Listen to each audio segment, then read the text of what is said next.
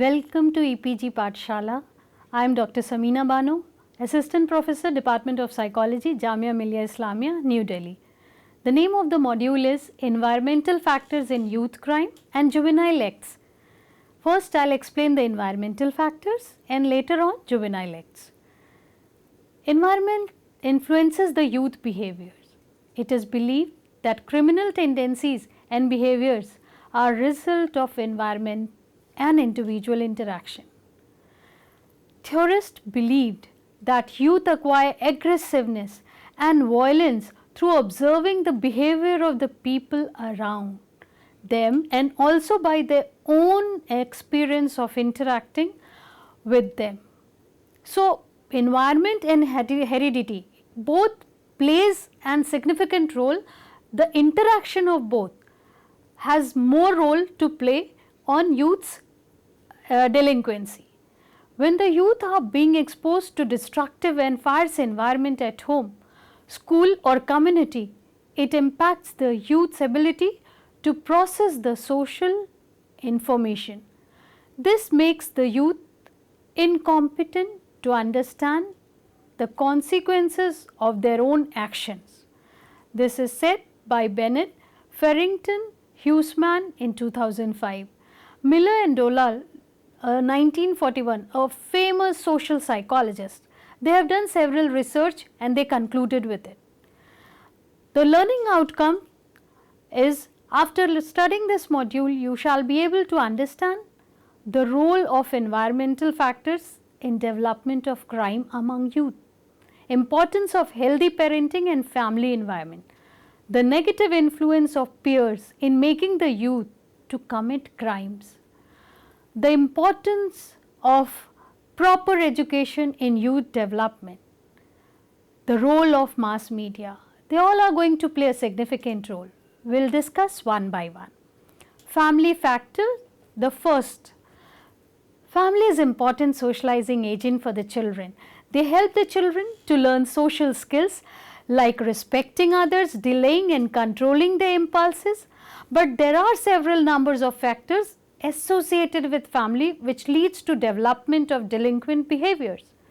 The youth who are subjected to inappropriate parental behaviors like poor supervision, harsh and punitive discipline techniques, lack of parental love and care and negligent parent tend to engage in aggressive and crime related activities. This was found by Public Safety Canada in 2011. Youth from low socioeconomic background and both working and busy in catering to basic survival needs. As a result, the youth lives in alone without any supervision. In middle class families, youth are constantly pushed to excel high in academics, making the learning experience as threatening. This increases youth's chances to have depression, leading to drugs and engagement in criminal activities. Youth living in high income group families gets everything they wish from their parents. Hence, overindulgence by their parents make the youth always craving for new exciting things without having self-control on them. A case reported by Dr. Mittal about a youth found firing gun to his friend. Parents tried to protect the child and hiding his mistake. On the further exploration, it was found that father himself taught him to shoot for fun. This was found by Banerjee and Raza in 2017. So, see how things evolve. The other factor is constantly environment at home. Constant fights and use of abusive words by the parents make children prone toward delinquency. Gorman, Smith, Dolan, Schiedel and Henry in 2001, they found this. The children tend to observe such fights and then tend to imitate aggressive behavior. These youth will more likely to use violence to resolve their conflicts because whatever they see they imitate and it affects the behavior. The second is deviant peers. Peers are important part of life of youth or adolescent and have great influence on the adolescents. Adolescents try to be a part of the group and for that they will do everything without judging the decisions appropriately. Researchers believe that the delinquent and criminal behavior increases when the peers approve of such acts, when adolescents feel attached to their peers, and when they being pressurized by their peers to engage in criminal activities. This was found by McCord, Wyndham and Crowell in 2011. A case reported in New Delhi in 2012, June 29, when the police caught a group of 5 juveniles who entered the home of an 83-year-old woman, an attempt of robbery, and then killed her. Similarly, in Chandigarh on 18 December 2012, police arrested a group of juveniles. One of the accused found raping a girl and other juveniles were found conspiring the whole act of crime.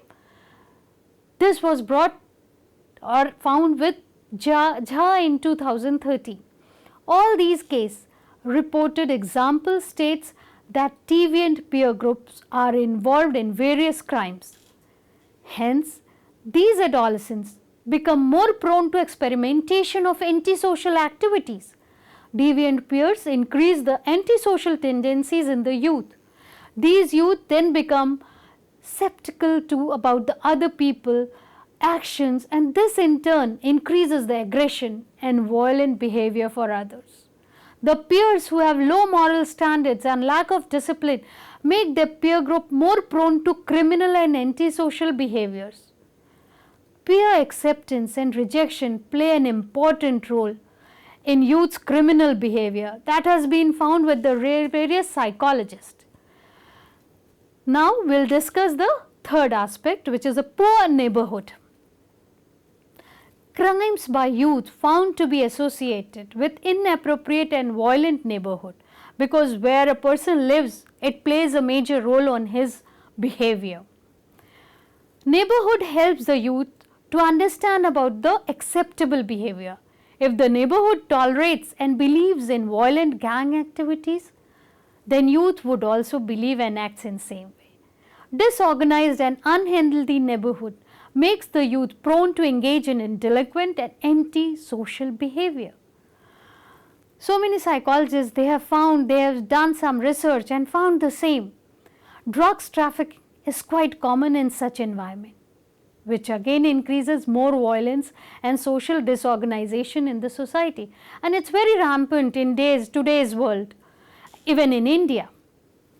Poverty-driven communities, lack of economic stability, this all leads to lack of employment opportunities in the community, making the residents engage in drug selling, robbery and prostitution.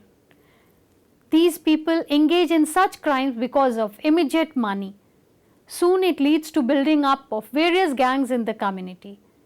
String theory states that disadvantaged neighborhood lead to development of negative emotions among the residents and reduction in positive experience of the residents.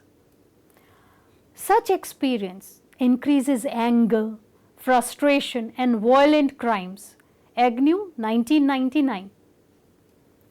Migration of people in urban areas left with low level of educational background, employment and recreational opportunities for youth.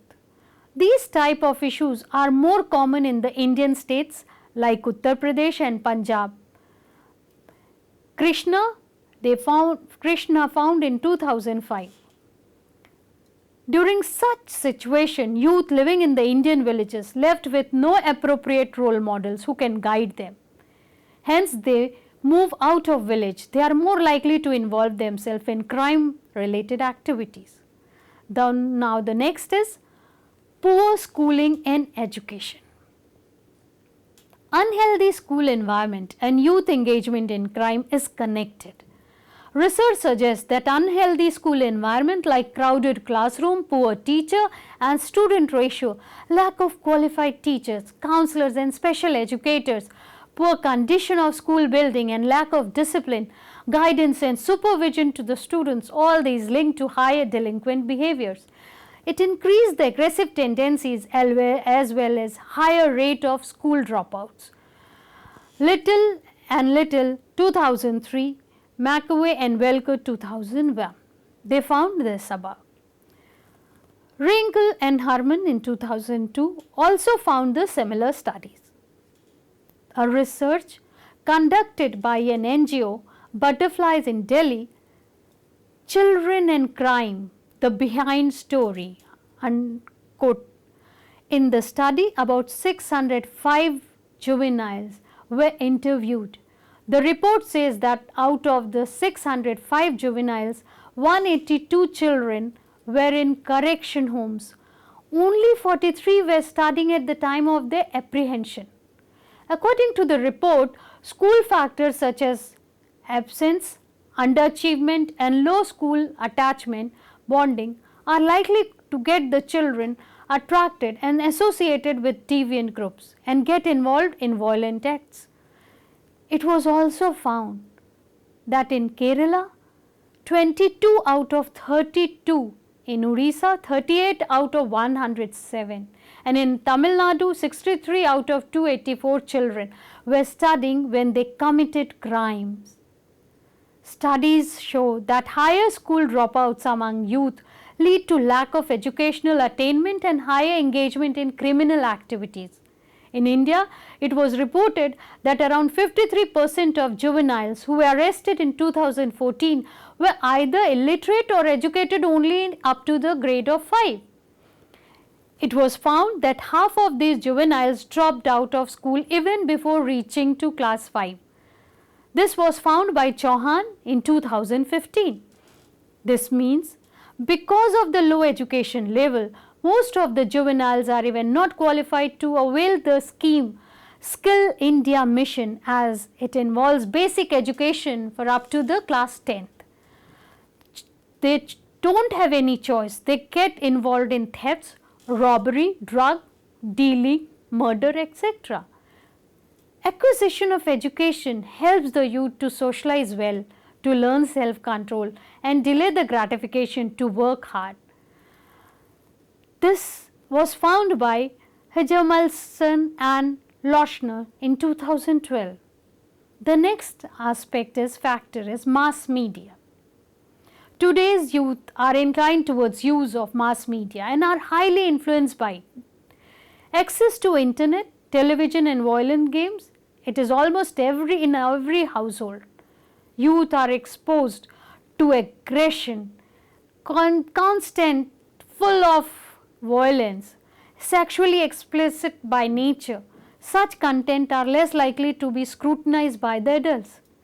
Research suggests the recipient of content of mass media can be active and passive. It depends how you are taking it, whether you are active or you are passive. When youth peers violent and aggressive movies, they see TV programs, videos and images or internet, then they are passive recipient of such content. When the youth play violent video games, then they are active recipient. In both cases, the youth are exposed to negative content for prolonged and repeated hours, leading to modeling and imitation of similar actions. Youth are using social media platforms like Twitter, Facebook and YouTube to promote violence against the enemy groups. It's a revenge. They enjoy doing it. Another new thing that has come up is fight compilation video available on YouTube. The youth will pick a fight uploaded on YouTube, and these types of videos are receiving a lot of likes and viewers rating. This was found by Bostic in 2014.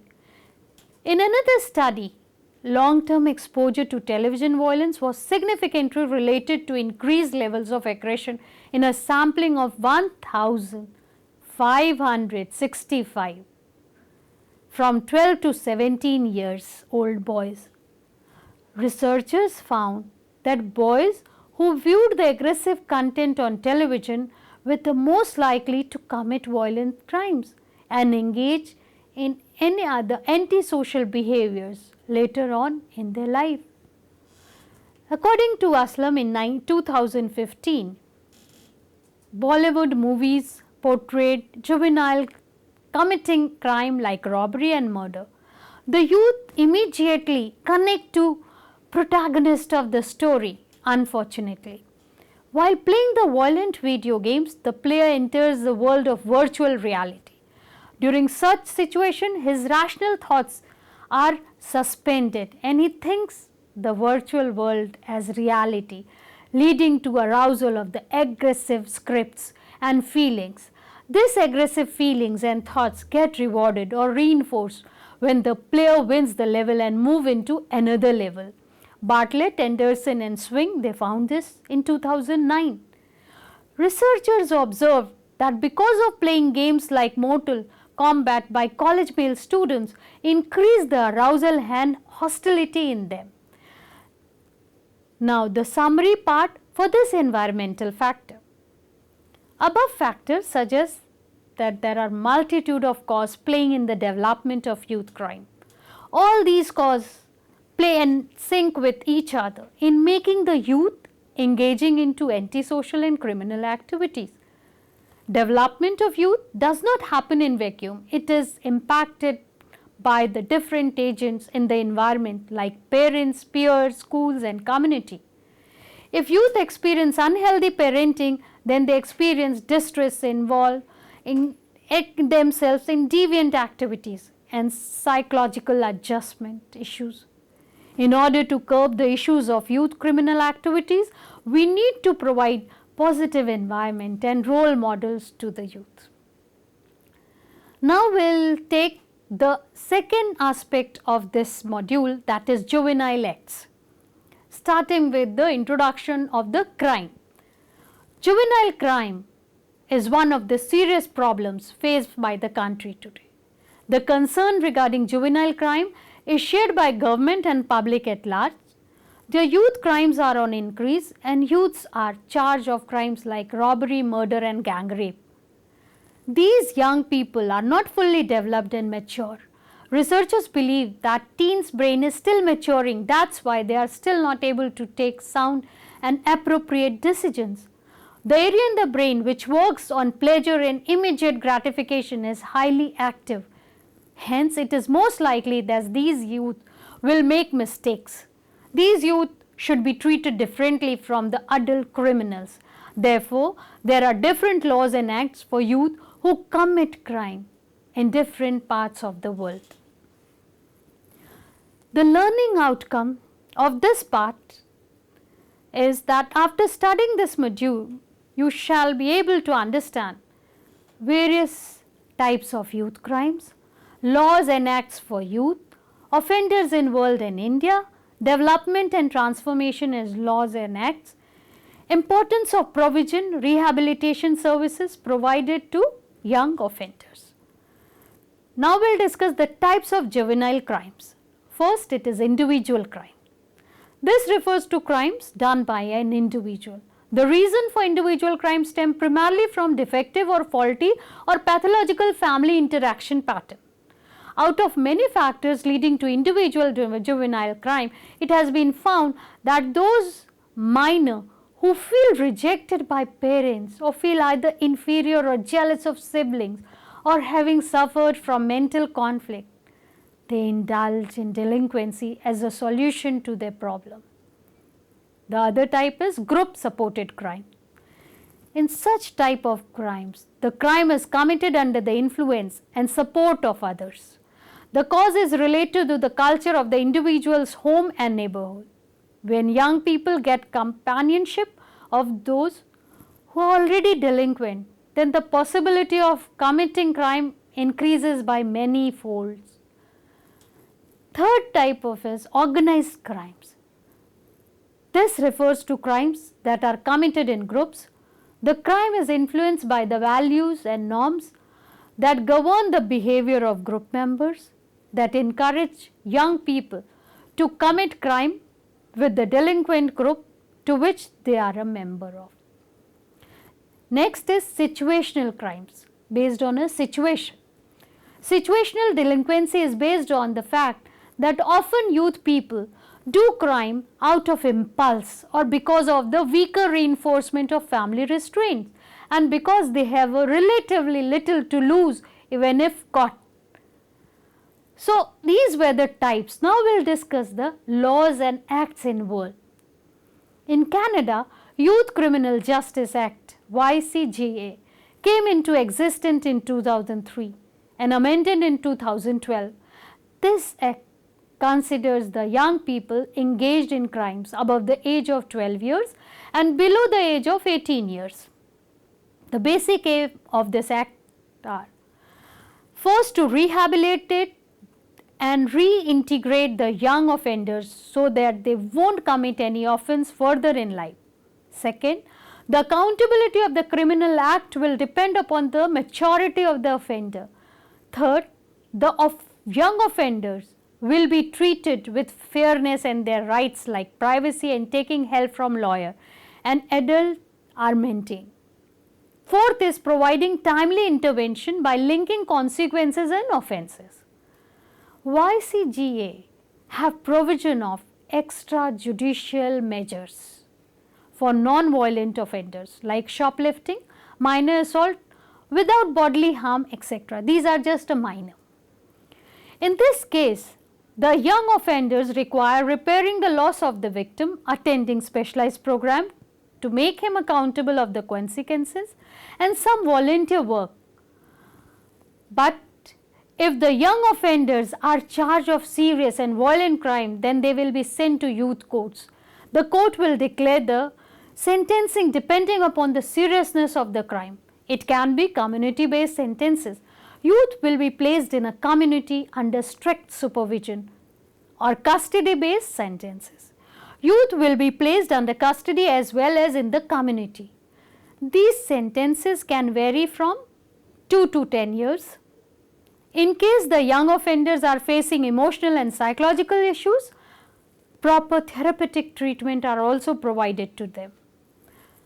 Juvenile Justice and Delinquency Prevention Act JJDPA came into force in 1974 in United States.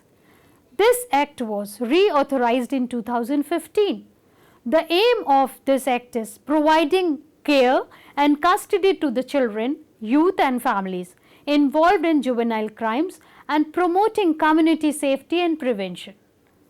This act created Office of Juvenile Justice and Delinquency Prevention, which is responsible for programs for preventing juvenile crimes, fund research on youth crimes and collecting statistics based on youth crimes. They have 4 important mandates or core components in this act. Deinstitutionalization of status, that is one of them. Of deinstitutionalization of status offenders, which means status offense are those minor offenses whose actions would not be considered offenses where adults like skipping school, running away, breaking curfew and possession of alcohol. Status offenders will not be detained or confined, and if yes, then only for 24 hours in some exceptional cases. These young offenders will be giving community-based services like residential homes, counseling, mentoring and educational services. Adult jail and lockup removal, which is termed as a jail removal. That is the second. The youth will not be confined in adults jail or lockup except for limited time period. This is to protect the youth from any psychological and emotional damage to them.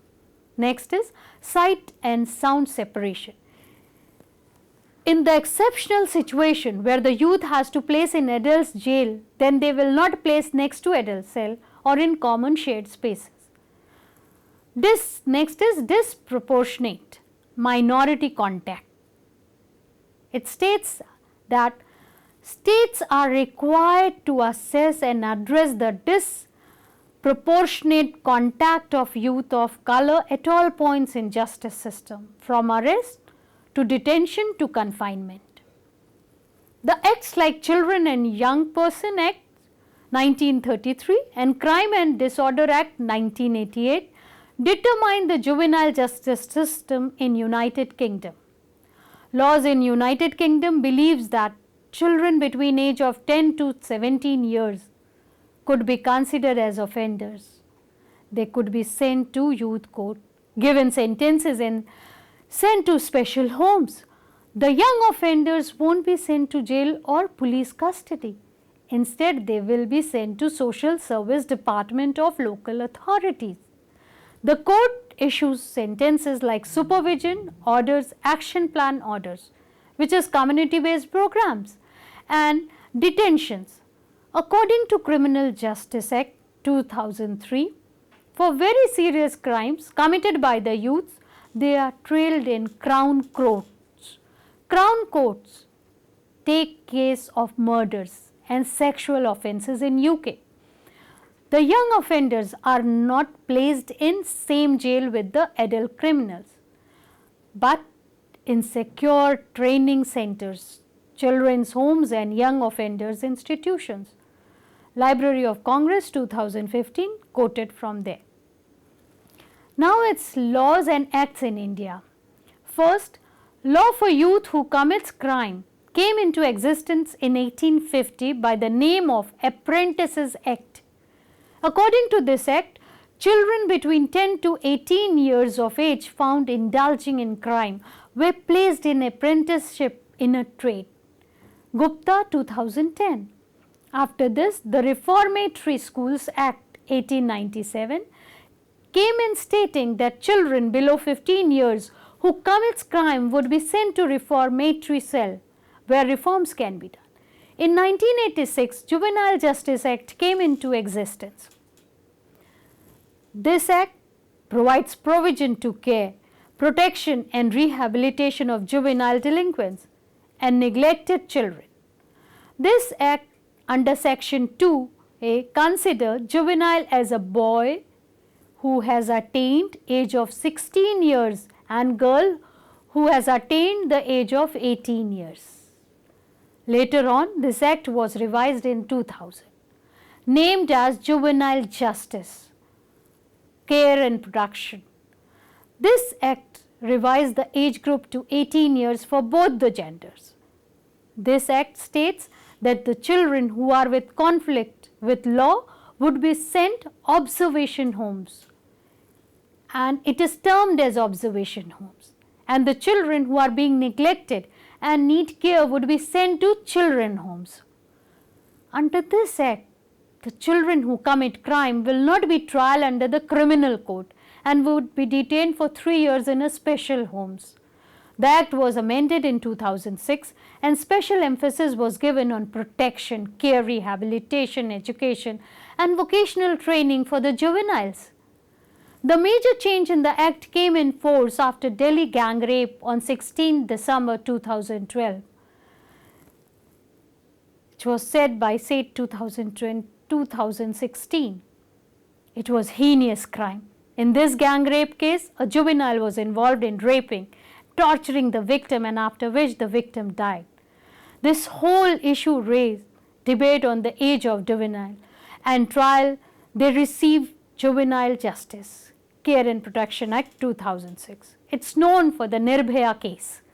The committee led by Justice Verma denied changing the age under this act, stating that adolescent's brain is still developing and they are not fully mature to take sound decision, because of which they may engage in such crimes.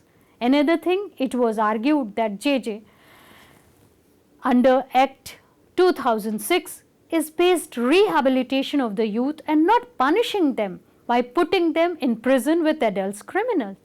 This will again damage the development of the child. Later on, Mr. Subramaniam Swamy along with Ms. Menka Gandhi and with the help of mass protestation by the people of India, the Juvenile Justice, Care and Protection of Children Act 2015 came into the force. In the new act, under section 15, juveniles between 16 to 18 years of age who commits heinous crimes like rape and murder will be tried under the Children's Court. Children's Court means a court established under Commission for Protection of Child Rights Act 2005 or Special Court under the Protection of Children from Sexual Offences Act 2012. Wherever existing and where such courts have not been designed, the Court of Sessions having jurisdiction to try offences under the Act. The board will complete all the assessments regarding the child's mental and physical capacity to commit the offence and the circumstances that led to such offences. The board will also take help from a psychologist or social worker. Based on the report of the assessment, the court will decide whether the child will be trial under the Code of Criminal Procedure 1973 or not. The Children's Court must ensure the provision of reformative service like educational services, vocational and skill training services, alternative therapy like counseling, behavior modification therapy and psychiatric support. The JJ Act 2015 removed the term juvenile to child or child in conflict with law. It refrains itself from using any negative connotations. This act also provides clear definition of petty, serious and heinous offences committed by the children and orphan, abandoned and surrendered children. They clearly stated the powers of Juvenile Justice Board and Child Welfare Committee, Ministry of Women and Child Welfare 2016. Now, the summary of this portion is the main aim of these laws are enacts to rehabilitate and integrate the youth. These laws are just focusing them to punish them but help these youth to develop into a better individual by providing educational, vocational and counseling services. These youths are the future of the country and it's duty of the government authorities to work for the betterment of these youths, providing the rehabilitation services, help the youth not to engage in future crimes, and whenever they go out in the society, they can earn their living. If the youth receives unhealthy environment in these children's homes or not able to get appropriate services, then it could lead to further and maybe a permanent damage on their personality. Thank you.